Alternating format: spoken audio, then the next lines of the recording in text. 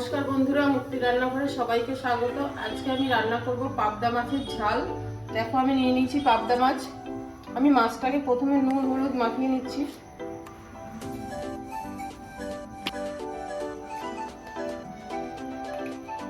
দিয়ে দিচ্ছি সামান্য সর্ষের তেল।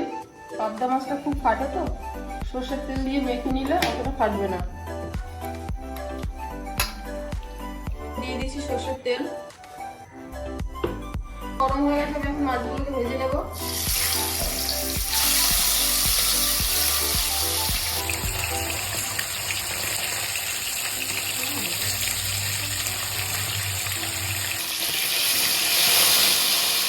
মাছগুলোকে আমি সব ভেজে নিয়েছি। প্রথমে একটা মশলা বানিয়ে নেব। এখানে নিয়ে নিয়েছি টমেটোর পেস্ট, দিচ্ছি আদা বাটা,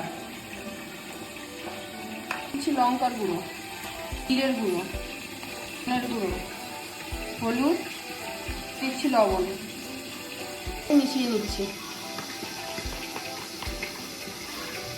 কালো জিরে। যে মশলাটা আমি বানিয়েছিলাম সেটা দিয়ে দিচ্ছি।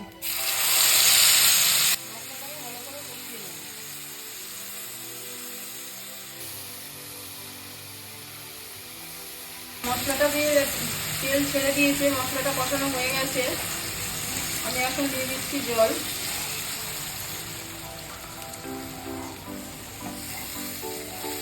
ঝোলটা দেখো ফুটে উঠেছে। ঝোলটাকে আমি কিছুক্ষণ ফুটিয়ে নেবো ভালো করে, তারপরে আমি মাছটাকে দেবো। এটাকে আমি ভালো করে ফুটিয়ে নিয়েছি। এখন মাছগুলোকে দিয়ে দিচ্ছি। মাছটাকে দিয়ে আমি 5 থেকে 7 মিনিট ফুটাবো, নাহলে হয়ে যাবে। মাছটাকে আমি ভালো করে ফুটিয়ে নিয়েছি। এখন উপর থেকে ছড়িয়ে দিচ্ছি ধনেপাতা।